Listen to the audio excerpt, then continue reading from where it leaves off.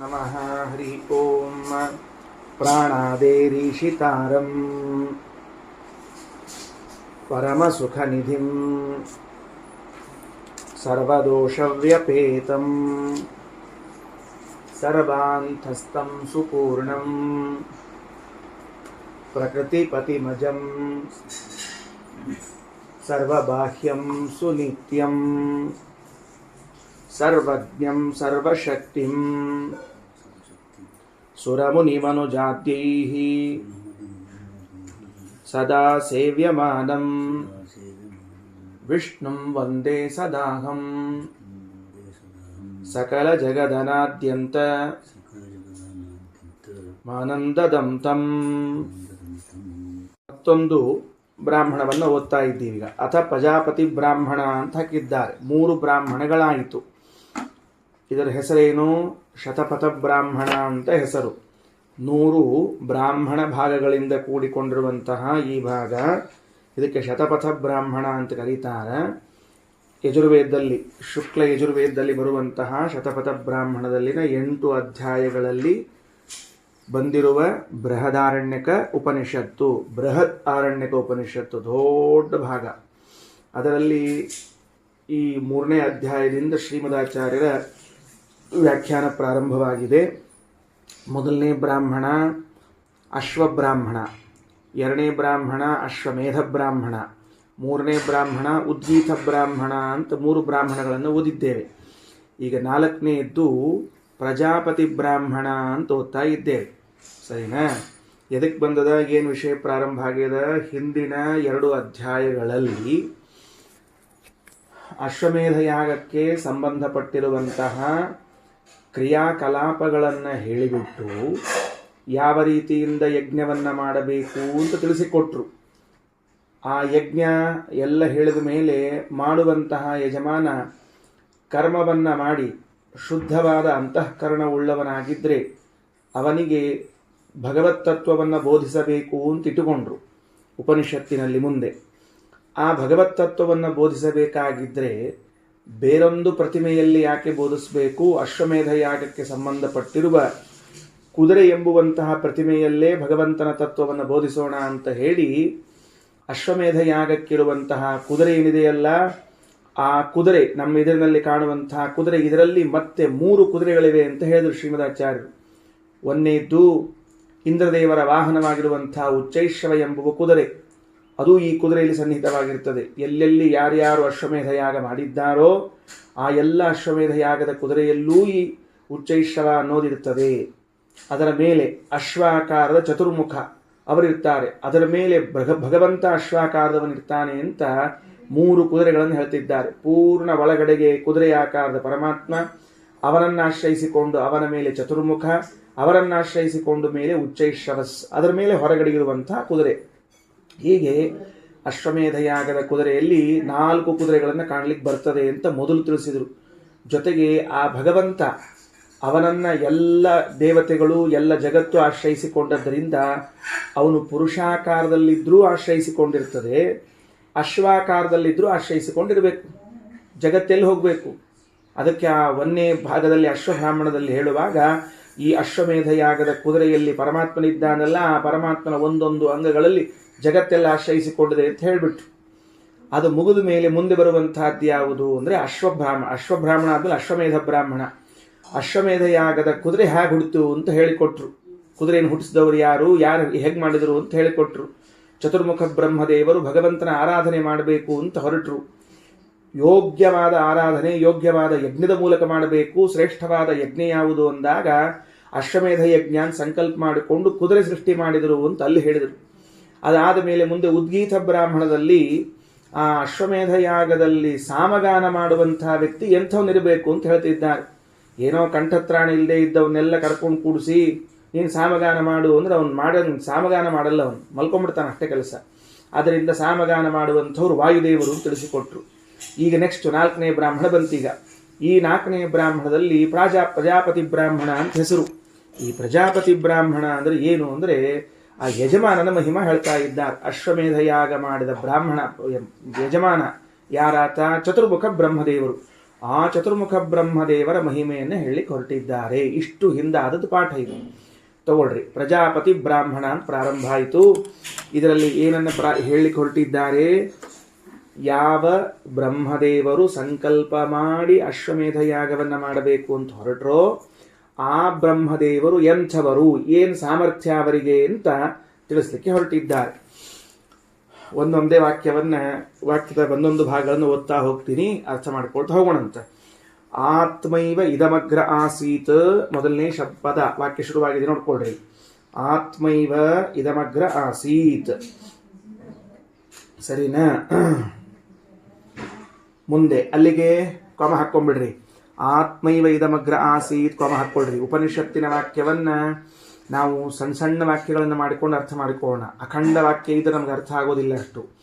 ಆತ್ಮ ಏವ ಇದಮಗ್ರ ಆಸೀತ್ ಒಂದು ಕಾಮ, ಪುರುಷ ವಿಧ ಮತ್ತೊಂದು ಕಾಮ, ಆಮೇಲೆ ಸೋ ಅನುವೀಕ್ಷ್ಯ ನ ಅನ್ಯತ್ ಆತ್ಮನಃ ಅಪಶ್ಯತ್ ಅಲ್ಲೊಂದು ಕಾಮ ಹಾಕೋಬೇಕು. ಸಹ ಅಹಮಸ್ಮೀತ್ಯಗ್ರೆ ವ್ಯಾಹರತ್ ಕಾಮ, ಇಷ್ಟು ಹಾಕ್ಕೊಳ್ರಿ. ಮೊದಲು ಉಳಿದದ್ದನ್ನು ಹೇಳೋಣ ಅಂತ.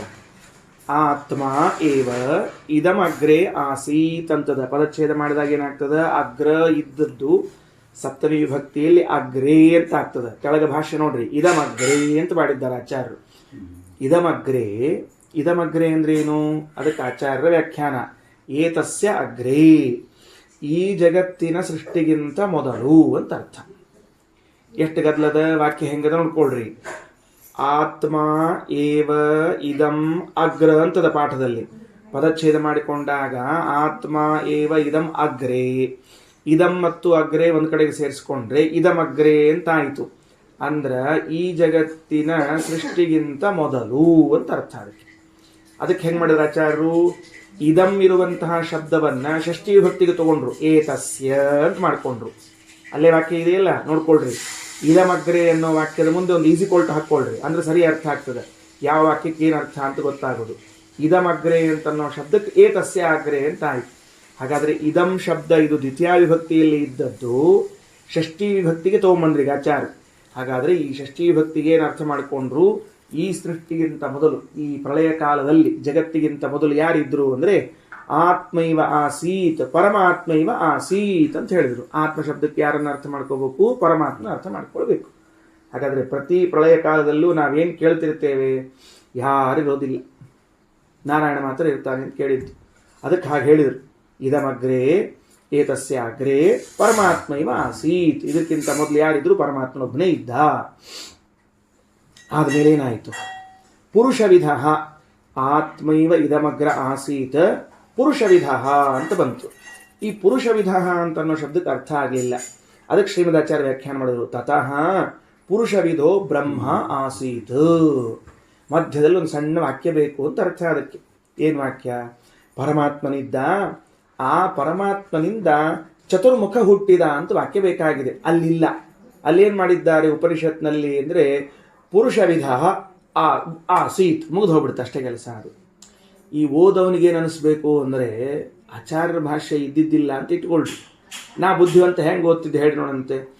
ಪುರುಷವಿಧ ಆತ್ಮೈವ ಇದಮಗ್ರ ಆಸೀತ್ ಅಂತ ಓದ್ಬಿಡ್ತಿದ್ದೆ ನಾನು.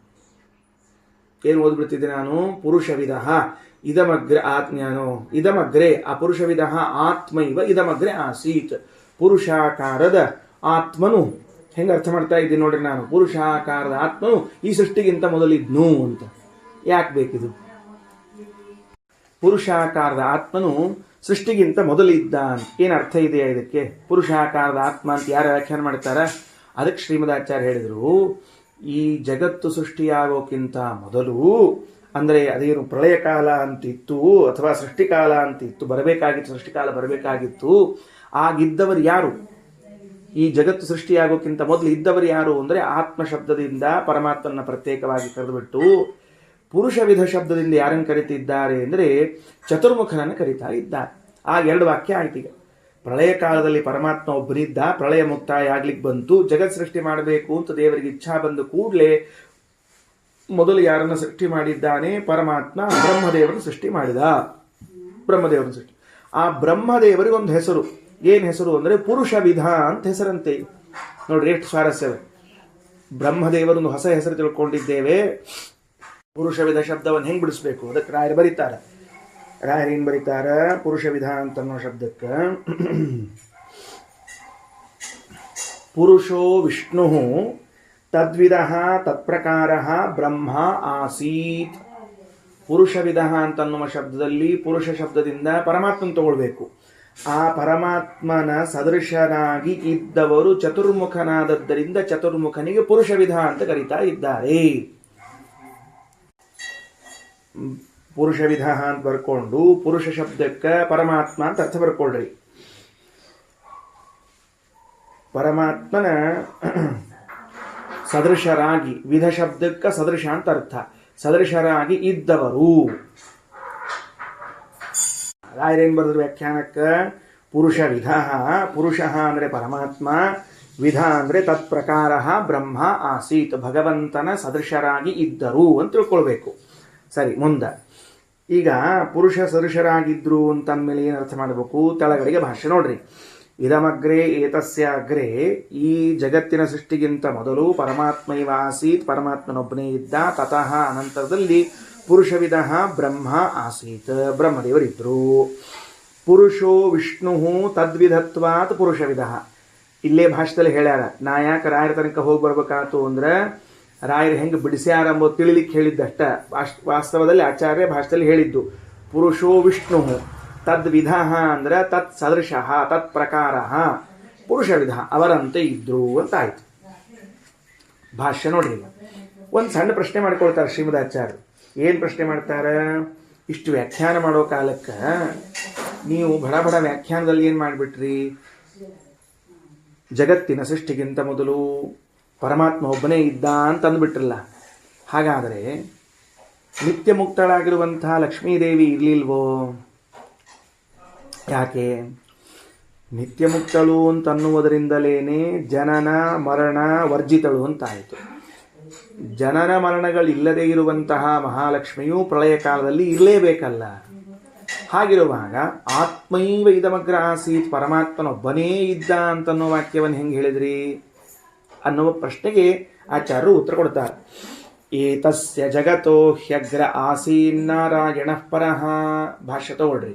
ಏತಸ್ಯ ಜಗತೋ ಹ್ಯಗ್ರೆ, ಈ ಜಗತ್ತಿನ ಅಗ್ರೆ ಮೊದಲಿಗೆ, ಸೃಷ್ಟಿಗಿಂತ ಮೊದಲಿಗೆ, ಆಸೀತ್ ನಾರಾಯಣ ಪರಃ, ಸರ್ವೋತ್ತಮನಾದ ನಾರಾಯಣ ಒಬ್ಬನೇ ಇದ್ದ. ಪರಹ ಅನ್ನೋ ಶಬ್ದಕ್ಕೆ ಸರ್ವೋತ್ತಮ ಅಂತ ಅರ್ಥ. ಸರ್ವೋತ್ತಮನಾದ ನಾರಾಯಣ ಒಬ್ಬನೇ ಇದ್ದ. ಏಕಏವ, ಒಬ್ಬನೇ ಇದ್ದ. ಆದ್ರೆ ಶ್ರಿಯಾ ಸಾರ್ಧಂ, ಲಕ್ಷ್ಮೀದೇವಿಯ ಜೊತೆಗೇನೆ ಒಬ್ಬನೇ ಇದ್ದ ಅಂತ ಹೇಳಬೇಕಾಗಿದೆ. ಆ ಶ್ರಿಯಾ ಸಾರ್ಧಂ ಅನ್ನೋದು ಉಪನಿಷತ್ತಿನದಲ್ಲ. ಸಾರ್ಧಂ ಅಂದ್ರೆ ಏನು? ಜೊತೆಗೆ ಅಂತ ಅರ್ಥ. ಸರಿಯಾಗಿ ಬರ್ಕೊಳ್ರಿ. ಯಾಕಂದ್ರೆ ಏನಾಗ್ತದೆ, ಸಾರ್ಧ ಅನ್ನೋ ಶಬ್ದಕ್ಕೆ ನಾವು ಅರ್ಧ ಸಹಿತ ಅಂತ ಕೇಳಿರ್ತೀವಿ. ಅರ್ಧ ಸಹಿತ ಅಂತ ಅಂದ್ಕೊಳ್ಳಿ ನಮಗೆ ಅರ್ಧ ಪೂರ್ಣ ಹೀಗೆಲ್ಲ ಕಲ್ಪನಾ ಬರಬಾರ್ದು. ಸಾರ್ಧಂ ಅಂದ್ರೆ ಜೊತೆಗೆ ಆಯ್ತು. ಹಾಗಾದ್ರೆ ಲಕ್ಷ್ಮೀದೇವಿ ಇರ್ಲಿಲ್ವೇನು ಅಂತ ಪ್ರಶ್ನೆ ಮಾಡಿಕೊಂಡ್ರೆ ಇದ್ಲು, ಮತ್ತೆ ಹೇಳಲಿಲ್ಲ ಯಾಕೆ ಅಂತ ಪ್ರಶ್ನೆ ಬಂದ್ರೆ ಅದಕ್ಕೆ ಹೇಳ್ತಾರೆ, ಯಾವಾಗ ಅವರು ಒಂದು ಉತ್ತರ ಹೇಳಿದರು. ಏನು ಉತ್ತರ ಹೇಳಿದರು? ಅಧಿಯೋಗಿನಿ ಆದದ್ದರಿಂದಾಗಿ ಅವಳು ಸದಾ ಇರ್ತಾಳ ಅಂತ ಹೇಳಿದರು. ಸರಿ, ಅದಕ್ಕೆ ಶ್ರೀಮದಾಚಾರ್ಯರು ದ್ವಾದಶ ಸ್ತೋತ್ರದಲ್ಲಿ ಹೇಳುವಾಗ ಒಂದು ಮಾತಂತಾರೆ, ಅವ್ಯಾಕೃತ ಗೃಹಸ್ಥಾಯ ರಮಾ ಪ್ರಣಯಿನೇ ನಮಃ ಅಂತ ಒಂದು ಮಾತಂದಿದ್ದಾರೆ. ಏನಂದಾರ? ಅವ್ಯಾಕೃತ ಗೃಹಸ್ಥಾಯ. ಅವ್ಯಾಕೃತ ಗೃಹಸ್ಥ ಅಂತನ್ನೋ ಶಬ್ದಕ್ಕೆ ಅವ್ಯಾಕೃತ ಗೃಹಸ್ಥಾಯ ರಮಾ ಪ್ರಣಯಿನೇ ನಮಃ ಅಂತಂದಾಗ ಅವ್ಯಾಕೃತಾಕಾಶಕ್ಕೆ ಅಭಿಮಾನಿನಿಯಾದವಳು ಮಹಾಲಕ್ಷ್ಮಿ, ಪರಮಾತ್ಮ ಅಂಥವಳ ಜೊತೆಗೆ ಗೃಹಸ್ಥಾಶ್ರಮ ನಡೆಸ್ತಿದ್ದಾನೆ ಅಂದರೆ ಲೋಕದಲ್ಲಿರುವಂತಹ ಗೃಹಸ್ಥಾಶ್ರಮದಂತೆ ಸ್ತ್ರೀ ಪುರುಷರಿಗೆ ಇದು ಏನಂತಾರೆ ಅದಕ್ಕೆ ದೂರ ಇಲ್ಲ. ಒಂದೊಂದೊಂದೊಂದು ಕಾಲ ಅಥವಾ ಒಂದೊಂದೊಂದು ದೇಶ ಅಲ್ಲ. ಸದಾ ಯಾವಾಗಲೂ ಗೃಹಸ್ಥಾಶ್ರಮಿ ಆದ್ದರಿಂದ ಮನೆಯಲ್ಲಿ ಹೆಂಡತಿ ಅಂತನ್ನುವಳು ಇದ್ದೇ ಇರ್ತಾಳೆ. ಗೃಹಸ್ಥಾಶ್ರಮಿಗಳು ಅಂತಂದ್ಮೇಲೆ ಮನೆಯಲ್ಲಿ ಹೆಂಡತಿ ಇರದೆ ಗೃಹಸ್ಥಾಶ್ರಮ ಅಂತ ಕರೀತಾರೆ ಎಲ್ಲಾದರೂ. ಹಾಗಿದ್ರೆ ಜೊತೆಗೆ ಲಕ್ಷ್ಮೀದೇವಿ ಇದ್ದೇ ಇರ್ತಾಳೆ. ಅದಕ್ಕೆ ನಾರಾಯಣ ಗೃಹಸ್ಥಾಶ್ರಮಿ ಆದ್ದರಿಂದ ಅವನೇನು ಸನಕಾದಿಗಳಂತೆ ಸನ್ಯಾಸಿಯೋ ಬ್ರಹ್ಮಚಾರಿಯೋ ಅಲ್ಲ. ಆದ್ದರಿಂದಾಗಿ ನಾರಾಯಣ ಇದ್ದ ಅಂದ್ರೆ ಲಕ್ಷ್ಮೀ ಸಹಿತನಾಗಿ ನಾರಾಯಣ ಇದ್ದ ಅಂತೆ ಅರ್ಥ. ಮತ್ತು ಪ್ರತ್ಯೇಕ ಹೇಳುವ ಅವಶ್ಯಕತೆ ಇಲ್ಲ. ಅದಕ್ಕಾಗಿ ಹೇಳಿಕ್ಕೆ ಹೋಗಿಲ್ಲ ಅಷ್ಟೇ. ಏತಸ್ಯ ಜಗತೋ ಹ್ಯಗ್ರೆ ಆಸೀ ನಾರಾಯಣ ಪರಃ ಏಕಏವ ಶ್ರೇಯಾ ಸಾರ್ಧಂ ತಮ್ ಆತ್ಮ ಪುರುಷ ಇತ್ಯಪಿ. ಆ ಭಗವಂತನಿಗೆ ನಾರಾಯಣನಿಗೆ ಆತ್ಮ ಎಂದು ಹೆಸರು, ಪುರುಷ ಎಂದು ಹೆಸರು, ಎರಡು ಹೊಸ ಹೆಸರು ಹೇಳಿದ್ವಿ. ಮತ್ತೆ ಏನಂತ ಹೇಳಿದ್ರು, ಇಲ್ಲಿ ಬಂದದ್ದು ನೋಡ್ರಿ, ಆತ್ಮ ಮತ್ತು ಪುರುಷ ಶಬ್ದಗಳೆರಡೂ ಉಪನಿಷತ್ತಿನಲ್ಲಿ ಬಂದಿವೆ. ಎಲ್ಲಿ ಬಂದಾವ? ಆತ್ಮ ಏವ ಇದಂ ಅಗ್ರೆ ಆಸೀತ್ ಅನ್ನೋಲ್ಲಿ ಆತ್ಮ ಶಬ್ದ, ಪುರುಷ ವಿಧ ಅಂತನ್ನುವಲ್ಲಿ ಪುರುಷ ಶಬ್ದ. ಎರಡು ನಾಮಗಳು ಬಂದದ್ದರಿಂದ ಶ್ರೀಮದಾಚಾರ್ಯರು ವ್ಯಾಖ್ಯಾನದಲ್ಲಿ ಪುರುಷ ಹಾಗೂ ಆತ್ಮ ಶಬ್ದಗಳನ್ನು ನಾರಾಯಣನಲ್ಲಿ ಸಮನ್ವಯ ಮಾಡ್ತಾರೆ. ಏತಸ್ಯ ಜಗತೋ ಹ್ಯಗ್ರೆ ಆಸೀನ್ ನಾರಾಯಣ ಪರಃ ಏಕಏವ ಶ್ರೇಯಾಸಾರ್ಧಂ ತಂ ಆತ್ಮ ಪುರುಷ ಇತ್ಯಪಿ. ಎರಡು ಶಬ್ದ ಸೇರಿಸಿರು. ಈಗ ಮುಂದೇನು? ಆಹುಹು ಪುರುಷ ಇತ್ಯಪಿ ಆಹುಹು, ಅಲ್ಲಿಗೆ ಕ್ರಮ ಮುಗೀತು.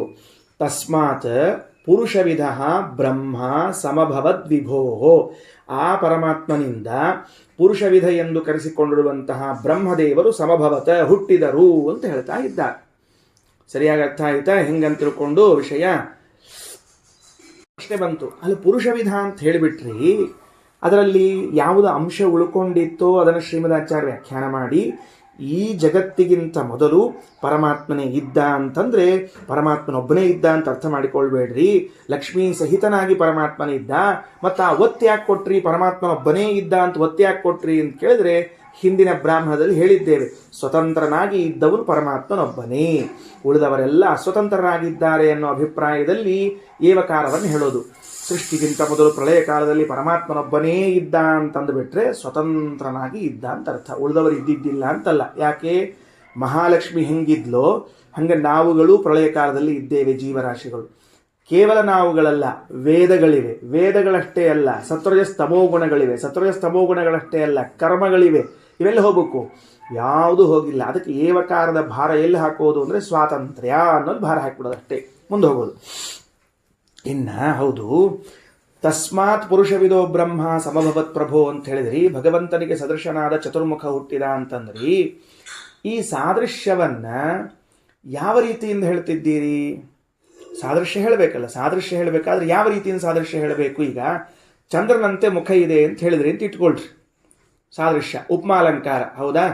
ಚಂದ್ರನಂತೆ ಮುಖ ಇದೆ ಅಂತಂದ್ರೆ ಇವನು ಮುಖ ಏನು ದುಂಡಗದ ಅಂತ ಅರ್ಥ ಮಾಡೋದು, ಅಥವಾ ಚಂದ್ರನಲ್ಲಿ ಹೆಂಗ ಕಲಂಕ ಅದ ಹಂಗೆ ಇವನ ಮುಖದಲ್ಲೂ ಕಲಂಕಗಳವ ಅಂತ ಅರ್ಥ ಮಾಡೋದು? ಹೆಂಗೆ ಅರ್ಥ ಮಾಡ್ತೀರಿ? ಮುಖ ಇದೆ ಅಂತ ಹೇಳಿದಾಗ ಚಂದ್ರನು ನೋಡಲು ಎಷ್ಟು ಸುಂದರನಿದ್ದಾನೋ ಹಾಗೆ ಇವನ ಮುಖವೂ ಕೂಡ ನೋಡಲು ಸುಂದರವಾಗಿದೆ. ಚಂದ್ರನನ್ನು ನೋಡಿದಾಗ ಎಷ್ಟು ಸಂತೋಷ ಆಗ್ತದೋ ಇವನ ಮುಖ ನೋಡಿದಾಗಲೂ ಅಷ್ಟೇ ಸಂತೋಷ ಆಗ್ತದ ಅಂತ ಸಾದೃಶ್ಯ. ಹಾಗಾದರೆ ಚಂದ್ರನಂತೆ ಮುಖ ಇದೆ ಅಂತನ್ನುವುದಲ್ಲಿ ಅವನು ಗೋಲಾಕಾರದಲ್ಲಿ ಇದ್ದಾನ, ಅದಕ್ಕೆ ಸಾದೃಶ್ಯ ಅಲ್ಲ. ಅವನ ಚಂದ್ರನಲ್ಲಿ ಕಲಂಕಗಳಿವೆ, ಆದ್ದರಿಂದ ಇವನ ಮುಖದಲ್ಲೂ ಕಲಂಕವ, ಸಾದೃಶ್ಯ ಅಲ್ಲ. ಮತ್ತೆ ಯಾವ ಧರ್ಮದಿಂದ ಸಾದೃಶ್ಯ? ಚಂದ್ರನ ನೋಡಿದಾಗ ಏನೊಂದು ಆನಂದ ಆಗ್ತದೋ ಹಂಗೆ ಇವನ್ ನೋಡಿದಾಗಲೂ ಆನಂದ ಆಗ್ತದ ಅಂತ ಸೌಂದರ್ಯ ವಿಷಯದಲ್ಲಿ ಸಾದೃಶ್ಯ. ಸರಿ, ಹಾಗಿದ್ರೆ ಪುರುಷ ವಿಧ ಅಂತನ್ನೋದಕ್ಕೆ ಭಗವಂತನ ಸದೃಶರಾಗಿದ್ದಾರೆ ಚತುರ್ಮುಖರು ಅಂತಂದ್ರೆ ಏನು ಸಾದೃಶ್ಯ ಹೇಳಬೇಕು? ಆಕಾರೇಣ ಸಾದೃಶ್ಯ ಹೇಳುವುದಾದರೆ ಎಲ್ಲರಲ್ಲೂ ಉಂಟು. ನಾನು ಆಗಲೇ ಹೇಳುವಾಗ ಆಕಾರ ಸಾದೃಶ್ಯ ತೆಗೆದುಕೊಂಡ್ರೆ ಪುರುಷಾಕಾರ ಅಂತ ಹೇಳಿದ್ರೆ ನನ್ನಲ್ಲೂ ಪುರುಷಾಕಾರ ಉಂಟು, ಭಗವಂತನಲ್ಲಿ ಪುರುಷಾಕಾರ ಉಂಟು. ಮತ್ತು ಪುರುಷ ವಿಧತ್ವ ಅನ್ನೋದು ಬ್ರಹ್ಮದೇವರಿಗೇನು ವಿಶೇಷ ಅಲ್ವೇ ಅಲ್ಲ. ಹಾಗಿದ್ರೆ ಹೇಗೆ ಹೇಳಬೇಕು ಅಂತ ಒಂದು ಪ್ರಸಂಗ ಬಂದರೆ ಶ್ರೀಮದಾಚಾರ್ಯ ಕ್ಲಿಯರ್ ಕಟ್ ವ್ಯಾಖ್ಯಾನ, ಎಲ್ಲೂ ಅರ್ಧಂಬರ್ಧ ಕೆಲಸ ಮಾಡಂಗಿಲ್ಲ ಆಚಾರ್ಯ. ಎಷ್ಟು ಚಂದ ನೋಡ್ರಿ. ಎನ್ಮೂಲಕ ಹೇಳಬೇಕು ಅಂದರೆ ಭಗವಂತನ ಸಾದೃಶ್ಯವನ್ನ ಬ್ರಹ್ಮದೇವರಿಗೆ ಹೇಳುವಾಗ ಉಪನಿಷತ್ತು ಏನನ್ನ ಇಟ್ಟುಕೊಂಡು ಹೇಳಿಕತ್ತದ ಅಂದ್ರೆ ಉತ್ತಮತ್ವವನ್ನು ಇಟ್ಟುಕೊಂಡು ಹೇಳ್ತಾ ಅದ. ಉತ್ತಮತ್ವ ಗುಣ ಬರೆದಿಟ್ಕೊಳ್ರಿ. ಭಗವಂತನಿಗೂ ಚತುರ್ಮುಖನಿಗೂ ಏನ ಸಾಮ್ಯ? ಯಾವ ಗುಣದಿಂದ ಸಾಮ್ಯ ಅಂದ್ರೆ ಉತ್ತಮತ್ವವೆಂಬ ಗುಣದಿಂದ ಸಾಮ್ಯ. ಆಹುಸ್ತಸ್ಮಾತ್ ಪುರುಷವಿದೋ ಬ್ರಹ್ಮ ಸಮಭವದ್ವಿಭೋ ಮುಗಿದ ಮೇಲೆ ಬ್ರಹ್ಮ ಆದೇಶ್ಚ ಶ್ರೇಯಶ್ಚೈವ ನಿತ್ಯಂ ವಿಷ್ಣುರ್ಗುಣಾಧಿಕಃ ಯಥಾ ತಥೈವ ರುದ್ರಾದೇಹೇ ಬ್ರಹ್ಮ ಯಸ್ಮಾತ್ ಗುಣಾಧಿಕಃ ಏತಸ್ಮಾತ್ ಪುರುಷವಿಧತ ಬ್ರಹ್ಮಣ ಸಂಪ್ರಕೀರ್ತಿತ. ಈ ಮೂರು ಸಾಲುಗಳಿಂದ ಶ್ರೀಮದಾಚಾರ್ಯರು ಪುರುಷ ವಿಧ ಅಂತನ್ನುವ ಶಬ್ದಕ್ಕೆ ವ್ಯಾಖ್ಯಾನ ಬರಿತಾ ಇದ್ದಾರೆ. ಅಂದ್ರೆ ಇದೇನು ಪ್ರಮಾಣ ಗ್ರಂಥ ಇದೆ, ಆ ಗ್ರಂಥದಲ್ಲಿ 3 ಸಾಲುಗಳಿಂದ ಅದಕ್ಕೆ ವ್ಯಾಖ್ಯಾನ ಮಾಡ್ತಾ ಇದ್ದಾರೆ. 3 ಸಾಲುಗಳಲ್ಲಿ ವ್ಯಾಖ್ಯಾನ ಮಾಡಿದ್ರೆ ಏನಂತ ನೋಡ್ರಿ. ಅಲ್ಲಿ ಯಥಾ ತಥಾ ಪದಗಳವ ಉಪಮಾರ್ಥಕ ಕೊಟ್ಟಾರ. ಬ್ರಹ್ಮಾದೇಶ್ಚ ವಾಕ್ಯ ಹಿಡ್ಕೊಳ್ರಿ, ವಾಕ್ಯದ ಮೇಲೆ ಕೈ ಇಟ್ಕೋದ್ ಬರ್ರಿ. ಬ್ರಹ್ಮಾದೇಶ್ಚ ಶ್ರೇಯಶ್ಚೈವ ನಿತ್ಯಂ ವಿಷ್ಣುರ್ ಗುಣಾಧಿಕಃ ಯಥಾ ಅಂದ. ಈ ಯಥಾ ಪದವನ್ನು ಮೊದಲು ಇಟ್ಕೊಳ್ರಿ. ಯಥಾ ವಿಷ್ಣು ಬ್ರಹ್ಮಾದೇಹೇ ಸಕಾಶಾತ್ ಶ್ರೇಯ ಸಕಾಶಾತ್ ನಿತ್ಯಂ ಗುಣಾಧಿಕ. ಹೀಗೆ ವಾಕ್ಯ ಮಾಡ್ಕೋಬೇಕು. ಅದನ್ನು ವಾಕ್ಯ ಹೆಂಗೆ ಮಾಡ್ಕೋಬೇಕು? ಯಥಾ ಯಾವ ರೀತಿಯಾಗಿ ವಿಷ್ಣು ಪರಮಾತ್ಮನು ಬ್ರಹ್ಮಾದೇಹೇ ಬ್ರಹ್ಮದೇವರಿಂದ ಮೊದಲುಗೊಂಡು ಎಲ್ಲ ದೇವತೆಗಳಿಗಿಂತಲೂ ಶ್ರೇಯಶ್ಚೈವ ಮಹಾಲಕ್ಷ್ಮಿಗಿಂತಲೂ ನಿತ್ಯಂ ನಿತ್ಯದಲ್ಲಿ ಗುಣಾಧಿಕ ಅತ್ಯಧಿಕವಾದ ಗುಣವುಳ್ಳವನಾಗಿದ್ದಾನೋ ತಥೈವ ತಳಗೆ ಬಂತೀಗ ತಥೈವ ಅದೇ ರೀತಿಯಾಗಿ ಬ್ರಹ್ಮದೇವರು ಯಸ್ಮಾತ್ ರುದ್ರಾದೇಹೇ ಸಕಾಶಾತ್ ಗುಣಾಧಿಕ ರುದ್ರಾದಿ ದೇವತೆಗಳಿಗಿಂತಲೂ ಅತ್ಯಧಿಕವಾದ ಗುಣವುಳ್ಳವರಾದದ್ದರಿಂದ ಏತಸ್ಮಾತ್ ಕಾರಣಾತ್ ಪುರುಷ ವಿಧತ ಬ್ರಹ್ಮಣ ಸಂಪ್ರಕೀರ್ತಿತ. ಇದೇ ಕಾರಣದಿಂದಲೇನೆ ಬ್ರಹ್ಮದೇವರಿಗೆ ಪುರುಷ ವಿಧತ್ವವನ್ನು ಹೇಳಲಾಗ್ತಾ ಇದೆ. ಏನು ಬಂತು? ದೃಷ್ಟಾಂತದ ಅಷ್ಟಾಂತಿಕ ಭಾವವನ್ನು ಹೆಂಗೆ ತಿಳ್ಕೊಳ್ಳೋದು ಹಾಗಾದರೆ ಅಂತಂದರೆ ಹೀಗರ್ಥ. ಪರಮಾತ್ಮನು ಗುಣಗಳಿಂದ ನಿತ್ಯ ಮುಕ್ತರಲ್ಲದ ಬ್ರಹ್ಮಾದಿ ದೇವತೆಗಳಿಗಿಂತಲೂ ನಿತ್ಯ ಮುಕ್ತಳಾದ ಮಹಾಲಕ್ಷ್ಮಿಗಿಂತಲೂ ಹೇಗೆ ಅತ್ಯಧಿಕ ಗುಣವುಳ್ಳವನಾಗಿದ್ದಾನೋ ಹಾಗೆ ಚತುರ್ಮುಖ ಬ್ರಹ್ಮದೇವರು ರುದ್ರಾದಿ ಎಲ್ಲ ದೇವತೆಗಳಿಗಿಂತಲೂ ಕೂಡ ಅತ್ಯಧಿಕ ಗುಣವುಳ್ಳವರಾದದ್ದರಿಂದ ಈ ಉತ್ತಮತ್ವ ಅತ್ಯಧಿಕ ಗುಣದ ಮೂಲಕವಾಗಿ ಭಗವಂತನು ಬ್ರಹ್ಮಾದಿಗಳಿಗಿಂತಲೂ ಲಕ್ಷ್ಮೀದೇವಿಗಿಂತಲೂ ಗುಣದಿಂದ ಅಧಿಕನಾಗಿದ್ದಾನೆ, ಉತ್ತಮನಾಗಿದ್ದಾನೆ. ಹೇಗೋ ಹಾಗೆಯೇ ಬ್ರಹ್ಮದೇವರು ಕೂಡ ರುದ್ರಾದಿಗಳಿಗಿಂತ ಗುಣದಲ್ಲಿ ಉತ್ತಮರಾಗಿದ್ದಾರೆ ಎನ್ನುವುದಕ್ಕೆ ಪುರುಷ ವಿಧತ್ವವನ್ನು ಹೇಳಬೇಕು. ಉತ್ತಮತ್ವ ಎಂಬುದು ಸಾದೃಶ್ಯ ಬಂತು. ಇಲ್ಲೊಂದು ಪ್ರಶ್ನೆ ಬರ್ತದೆ, ಹೌದಾ ಹಿಂಗೆ ಹೇಳಿದ್ರೆ ಏನಿದು ಏನು ಸರಿ ಹೋಗ್ಲಿಲ್ಲಲ್ಲ? ಕೆಲವರಿಗೆ ಮತ್ತೆ ತಲೆಯಲ್ಲಿ ಓಡ್ಲಿಕ್ಕೆ ಶುರು ಮಾಡ್ತದೆ. ಏನು ತಲೆ ಓಡ್ಲಿಕ್ಕೆ ಶುರು ಮಾಡ್ತದೆ? ರುದ್ರದೇವರು ಹೇಳಿ ಬರ್ತದೆ. ಹಿಂಗೆ ಬರೋದಿಲ್ಲ, ರುದ್ರದೇವರು ಹೇಳಿ ಬರೋದ್ರೆ ಬಂದೇ ಬರ್ತದೆ. ರುದ್ರದೇವರು ಹೇಗೆ ಇಂದ್ರಾದಿಗಳಿಗಿಂತ ಗುಣದಲ್ಲಿ ಉತ್ತಮರಾಗಿದ್ದಾರೋ ಹೇಳ್ರಿ, ಅವ್ರಿಗೂ ಪುರುಷ ವಿಧತ್ವ ಹೇಳ್ರಿ. ಉಪನಿಷತ್ತಿನಲ್ಲಿ ಪುರುಷ ವಿಧತ್ವವನ್ನು ಇತರರಿಗೆ ಕರೆದೇ ಇಲ್ಲ, ಚತುರ್ಮುಖನಿಗೆ ಮಾತ್ರ ಕರೆದದು. ಚತುರ್ಮುಖನಿಗೆ ಕರೆದದ, ಇತರರಿಗೆ ಕರೆದಿಲ್ಲ. ಹಾಗಾದರೆ ಈ ದೃಷ್ಟಾಂತವನ್ನು ಮುಂದುವರಿಸಲಿಕ್ಕೆ ಬರೋದಿಲ್ಲ. ಹೇಗೆ ನಾರಾಯಣನು ಲಕ್ಷ್ಮೀ ಬ್ರಹ್ಮಾದಿಗಳಿಗಿಂತ ಉತ್ತಮನೋ ಗುಣಗಳಿಂದ, ಹಾಗೆ ಬ್ರಹ್ಮದೇವರು ರುದ್ರಾದಿಗಳಿಗಿಂತ ಉತ್ತಮರು ಅಂತ ಹೇಳಿ ಮುಗಿಸಬೇಕೇ ಹೊರತಾಗಿ ಬ್ರಹ್ಮದೇವರು ಹೇಗೆ ರುದ್ರಾದಿಗಳಿಗಿಂತ ಉತ್ತಮರೋ ಹಾಗೆ ರುದ್ರಾದಿಗಳು ಇಂದ್ರಾದಿಗಳಿಗಿಂತ ಗುಣದಲ್ಲಿ ಉತ್ತಮರು ಅಂತ ಹೇಳೋ ಹಂಗಿಲ್ಲ. ಯಾಕೆ ಹೇಳಬಾರ್ದು? ಈ ಪ್ರಶ್ನೆ ಬರ್ತದೆ ಅಂತ ಇಟ್ಟುಕೊಂಡೇ ರಘುತ್ತಮ ಸ್ವಾಮಿಗಳವರು ಭಾವಬೋಧದಲ್ಲಿ ವ್ಯಾಖ್ಯಾನ ಕೊಟ್ಟಿದ್ದಾರೆ, ಉತ್ತರ ಕೊಟ್ಟಿದ್ದಾರೆ. ಏನಂತಾರ ಅಂದರೆ ಹೀಗಿದ್ದಾರೆ ನೋಡಿ. ಹೆಂಗೆ ಬರ್ಕೋಬೇಕು?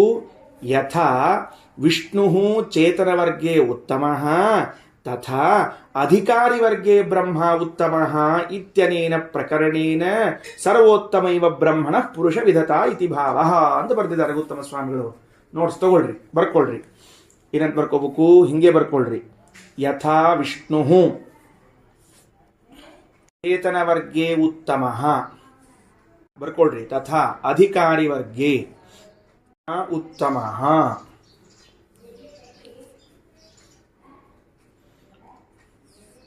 ಉತ್ತಮ ಸ್ವಾಮಿಗಳವ್ರ ವಾಕ್ಯದ ಅಭಿಪ್ರಾಯ ಏನಾಯ್ತು ಅಂದ್ರೆ ಬ್ರಹ್ಮದೇವರ ಉತ್ತಮತ್ವವನ್ನು, ಪರಮಾತ್ಮನ ಉತ್ತಮತ್ವವನ್ನು ಕೇಳಲೇಬೇಡ್ರಿ, ಅದು ಅಭಿಪ್ರಾಯ ಗೊತ್ತಾಗ್ಬಿಟ್ಟಿರ್ತದೆ.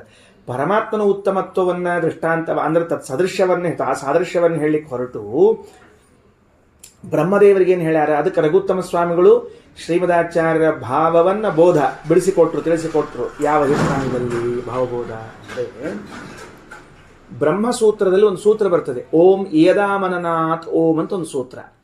ಯದಾಮನನಾಥ್ ಅನ್ನುವ ಸೂತ್ರದಲ್ಲಿ ನಾವು ಬಂದೀವಿ, ಹಿಂದೆ ಓದ್ಕೊಂಡು ಬಂದೀವಿ. ಛಾಂದೋಗ್ಯೋಪನಿಷತ್ನಲ್ಲಿ ಓದುವಾಗ ನಾಮಾಭಿಮಾನಿಯಾದ ಉಷಾದೇವಿಗಿಂತಲೂ ವಾಗಭಿಮಾನಿಯಾದ ಸ್ವಾಹಾದೇವಿಗಿಂತಲೂ ಮುಂದೆ, ಅವ್ರಿಗಿಂತ ಮುಂದೆ ಕೊನೆಗೆ ಪ್ರಾಣದೇವರು ಬಂದು ನಿಂತು ಇವರ ಮುಂದೆ ಇನ್ಯಾರು ಇಲ್ಲ, ಪ್ರಾಣವಾ ಭೂಯಾನ್, ಮುಖ್ಯ ಪ್ರಾಣದೇವರೇ ಕೊನೆಯವರು, ಇನ್ನು ಮುಂದೆ ಯಾರು ಉತ್ತಮರಿಲ್ಲ ಅಂತ ಹೇಳಿದಾಗ ಅಲ್ಲಿ ಪ್ರಶ್ನೆ ಮಾಡ್ತಾರೆ, ಮಹಾಲಕ್ಷ್ಮಿ ಪ್ರಾಣದೇವರಿಗಿಂತಲೂ ಉತ್ತಮಳಿದ್ದಾಳೆ, ಹೆಂಗಿಲ್ಲ ಅಂತ ಹೇಳಿದ್ರಿ ಅಂದ್ರೆ ಅಧಿಕಾರಿ ವರ್ಗದಲ್ಲಿ ಅಂತ ಉತ್ತರ ಕೊಟ್ಟಾರ. ಅಂದ್ರೆ ಉಪಾಸನಾ ಮಾಡಿ ಮೋಕ್ಷ ಪಡೆಯುವ ವರ್ಗದಲ್ಲಿ ಯಾರಾದರೂ ಉತ್ತಮರು ಅಂತಿದ್ರೆ ಅದು ಬ್ರಹ್ಮದೇವರು ಪ್ರಾಣದೇವರು, ಮುಗೀತು. ಅದರ ಮೇಲೆ ಇನ್ಯಾರಿಲ್ಲ. ಇದಕ್ಕೆ ದೃಷ್ಟಾಂತ ಈಗ ಹೆಂಗೆ ದೃಷ್ಟಾಂತ ಕೊಟ್ಟರು? ಎಲ್ಲ ಚೇತನರಲ್ಲಿ ನಾರಾಯಣ ಅಂತನ್ನುವನು ಕೊನೆ ಮೆಟ್ಲಲ್ಲಿ ಕೂತು ಉತ್ತಮನಾದಂತೆ ಉಪಾಸನಾ ವರ್ಗದಲ್ಲಿ ಕೊನೆ ಮೆಟ್ಲಲ್ಲಿ ಕೂತು ಅಧಿಕಾರಿ ಅಂತ ಕರೆಸಿಕೊಂಡವನು ಚತುರ್ಮುಖ. ಹೀಗಾಗಿ ಪುರುಷ ವಿಧತ್ವವನ್ನು ಇಬ್ಬರಿಗೂ ತಿಳ್ಕೊಳ್ರಿ ಅಂತ ಉತ್ತರವನ್ನು ಕೊಟ್ಟಿದ್ದಾರೆ. ರಘುತ್ತಮ ಸ್ವಾಮಿಗಳ ವಾಕ್ಯ ಬಹಳ ಚಂದ. ಯಥಾ ವಿಷ್ಣುಃ ಚೇತನವರ್ಗೇ ಉತ್ತಮಃ ತಥಾ ಅಧಿಕಾರಿವರ್ಗೇ ಬ್ರಹ್ಮ ಉತ್ತಮಃ ಇತ್ಯನೇನ ಪ್ರಕರಣೇನ ಇಡಿಯಾದ ಪ್ರಕರಣದಿಂದ ಸರ್ವೋತ್ತಮತಾ ಏವ ಬ್ರಹ್ಮಣಃ ಪುರುಷವಿಧತ. ಹಾಗಾದರೆ ಪುರುಷವಿಧತ್ವವನ್ನು ಹೇಳಿದ ಅಭಿಪ್ರಾಯ ಏನು? ಭಗವಂತನಿಗೆ ಸದೃಶನಾಗಿ ಚತುರ್ಮುಖ ಇದ್ದಾರೆ ಅಂದರೆ ಸರ್ವೋತ್ತಮ. ಭಗವಂತ ಹೇಗೆ ಸರ್ವೋತ್ತಮನೋ ಹಾಗೆ ಬ್ರಹ್ಮದೇವರು ಕೂಡ ಅಧಿಕಾರಿಗಳಲ್ಲಿ ಸರ್ವೋತ್ತಮರು. ಅಧಿಕಾರಿಗಳಲ್ಲಿ ಸರ್ವೋತ್ತಮರು. ಮುಂದಿನ ವಾಕ್ಯ ಏನಾಯ್ತು? ಆತ್ಮೈವ ಉಪನಿಷತ್ ತಗೊಳ್ರಿ. ಆತ್ಮೈವ ಇದಮಗ್ರ ಆಸೀತ್ ಪುರುಷವಿದ ಸಹ ಅನುವೀಕ್ಷ ನ ಅನ್ಯದಾತ್ಮನಃ ಅಪಶ್ಯತ. ಬಹಳ ಚಂದದ. ಸಹ ಆ ಬ್ರಹ್ಮದೇವರು ಏನ್ ಮಾಡಿದ್ರು? ಎಲ್ಲ ಕಡೆ ನೋಡಿದ್ರಂತ. ಯಾರ ಇದ್ದಾರೇನು? ನಾ ಭಗವಂತನಿಂದ ಹುಟ್ಟಿ ಬಂದ್ಬಿಟ್ಟೆ, ನನ್ನಂತೆ ಯಾರಾದರೂ ಪರಮಾತ್ಮನಿಂದ ಹುಟ್ಟಿ ಬಂದವರಿದ್ದಾರೇನು ಅಂತ ಎಲ್ಲ ಕಡೆಗೆ ನೋಡಿದ್ರಂತ. ಎಲ್ಲ ಕಡೆಗೆ ನೋಡಿದಾಗ ಏನಾಯಿತು ಅಂದರೆ ನ ಅನ್ಯದ ಆತ್ಮನಃ ಅಪಶ್ಯತ. ತಮ್ಮಿಂದ ಭಿನ್ನರಾದವರು ಇನ್ನೊಬ್ಬರು ಯಾರೂ ಕಾಣಿಸ್ಲಿಲ್ಲ. ಗೊತ್ತಾಯ್ತಾ? ತಮ್ಮಿಂದ ಭಿನ್ನರಾದವರನ್ನ ಯಾರನ್ನೂ ಕಾಣದೇ ಇದ್ದಾಗ ಏನನ್ಕೊಂಡ್ರು?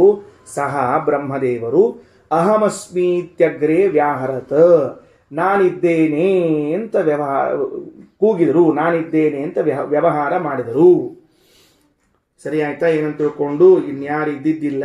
ಆಗ ಬ್ರಹ್ಮದೇವರು ಏನಂದ್ರು ಅಂದರೆ ಅಹಮಸ್ಮಿ ಅಂತ ಬ್ರಹ್ಮದೇವರು ಉಚ್ಚಾರ ಮಾಡಿದರು. ವ್ಯಾಹರತ ಅಂದ್ರೆ ಉಚ್ಚರಿಸಿದರು ಅಂತ ಅರ್ಥ. ಮುಗಿತಲ್ಲಿಗೆ ಏನು ಬಂತು? ಎಷ್ಟು ಸ್ವಾರಸ್ಯದ ನೋಡ್ಕೊಳ್ರಿ. ಅಲ್ಲಿ ಎಲ್ಲ ದಿಕ್ಕುಗಳಲ್ಲಿ ನೋಡ್ತಾರೆ ಬ್ರಹ್ಮದೇವರು. ಹುಟ್ಟಿ ಬಂದವರು ಪುರುಷ ವಿಧದಲ್ಲಿ ಬಂದಿರತಕ್ಕಂಥ ಚತುರ್ಮುಖ ಎಡಕ್ಕ ಬಲಕ್ಕ ಮೇಲೆ ಕೆಳಗೆ ಎಲ್ಲ ಕಡೆ ನೋಡಿದರು. ಯಾರೂ ಇರಲಿಲ್ಲ.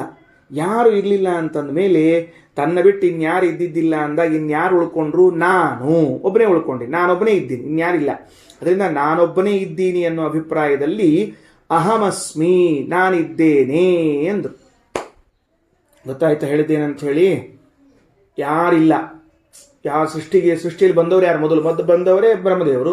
ಇನ್ಯಾರು ಬರ್ತಾರೆ? ಅದಕ್ಕೆ ಸೃಷ್ಟಿಯಲ್ಲಿ ಮೊದಲು ಬಂದವರು ಬ್ರಹ್ಮದೇವರಾದ್ದರಿಂದ ಯಾರೂ ಇದ್ದಿದ್ದಿಲ್ಲ, ನಾನಿದ್ದೇನೆ ಎಂದು ಬಿಟ್ಟು. ಅದಕ್ಕೊಂದು ಸ್ವಾರಸ್ಯ ಹೇಳ್ತಾರೆ. ಇದಕ್ಕೆ ಮತ್ತೆ ವಿವರಣೆ ಕೊಡ್ತೀನಿ.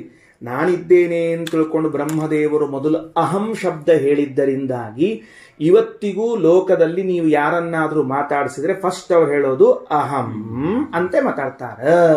ಯಾಕಂದ್ರೆ ಸೃಷ್ಟಿಗೆ ಮೊದಲು ಬ್ರಹ್ಮದೇವರು ಫಸ್ಟ್ ತಮ್ಮನ್ನು ತಾವೇನು ಕರ್ಕೊಂಡ್ರು? ನಾನು ಅನ್ಕೊಂಡದ್ದಕ್ಕೆ ನಾವು ಯಾರಾದರೂ ಮಾತಾಡ್ಸಿದ್ರೆ, ನಮ್ಮ ಜೊತೆಗೆ ಮಾತಾಡ್ಸಿದ್ರೆ ಮೊದಲು ನಾನು ಅಂತ ಹೇಳ್ತೀವಿ. ಸುಮ್ಮನೆ ಹಿಂಗೆ ಕೇಳ್ತೀನಿ, ನಿಮ್ಮ ಹೆಸರೇನು ಅಂದ್ರೆ ನನ್ನ ಹೆಸರು ಶುರು ಮಾಡ್ತೀವಿ. ಅಂದ್ರೆ ಆ ಅಹಂ ಶಬ್ದದ ಷಷ್ಠಿ ಭಕ್ತಿ ಬರಲೇಬೇಕು. ಮಮ ನಾಮ. ನೀನು ಯಾರೋ ಅಂತ ಕೇಳಿದೆ ನಾನು. ನೀನು ಯಾರು ಅಂದರೆ ನಾನು ರಾಮ. ಅಲ್ಲಿ ನೋಡ್ರಿ, ನಾನು ರಾಮ ಅಂತ ಹೇಳಿದ್ರೆ ಆ ರಾಮ ಎನ್ನುವ ಹೆಸರು ತಂದೆ ತಾಯಿಗಳು ಇಟ್ಟ ಹೆಸರದು. ಪಾಪ ಖರ್ಚು ಮಾಡಿ ಎಲ್ಲ ಆಚಾರಗಳನ್ನು ಕರೆದು, ಎಷ್ಟೆಷ್ಟು ಮಂದಿ ಗೋಳು ಹೊಯ್ಕೊಳ್ಳೋ ಆಚಾರ್ಯದವ್ರನ್ನೆಲ್ಲ ಕರೆದು, ಊಟಕ್ಕೆ ಹಾಕಿ ಪುರೋಹಿತರನ್ನು ಕರೆದು ದಕ್ಷಿಣೆ ಕೊಟ್ಟು ಖರ್ಚು ಮಾಡಿ ರಾಮ ನಾಮಕರಣ ಮಾಡಿದ್ರು. ಅಪ್ಪ ಅಮ್ಮ ಇಟ್ಟ ಹೆಸರು ಮೊದಲು ಹೇಳಬೇಕೋ ಇಲ್ಲ ಹೇಳಿ ನೋಡಂತ. ಅದನ್ನು ಎರಡನೇದಕ್ಕೆ ಮಾಡಿಬಿಟ್ಟವ. ಮೊದಲೇನು ಹೇಳಿದ? ಏನು ಖರ್ಚಿಲ್ಲದೆ ಇರುವಂತಹದ್ದು ಶಬ್ದ ಬಂದದ್ದು ನಾನು ಅಂತ ಹೇಳಿಬಿಟ್ಟ. ಯಾಕೆ ಹೇಳಿದ ಅಂದರೆ ಚತುರ್ಮುಖ ಬ್ರಹ್ಮದೇವರು ಮೊದಲನೇ ಸರ್ತಿ ನಾನು ಅಂದಿದ್ರಲ್ಲ, ಅದು ನಮ್ಮಲ್ಲಿ ಹಂಗೆ ಉಳ್ಕೊಂಡ್ಬಿಡ್ತಂತೆ. ಏನಂತ ಉಳ್ಕೊಂತು? ನಾನು ರಾಮ ಅಂದ್ಬಿಟ್ಟು.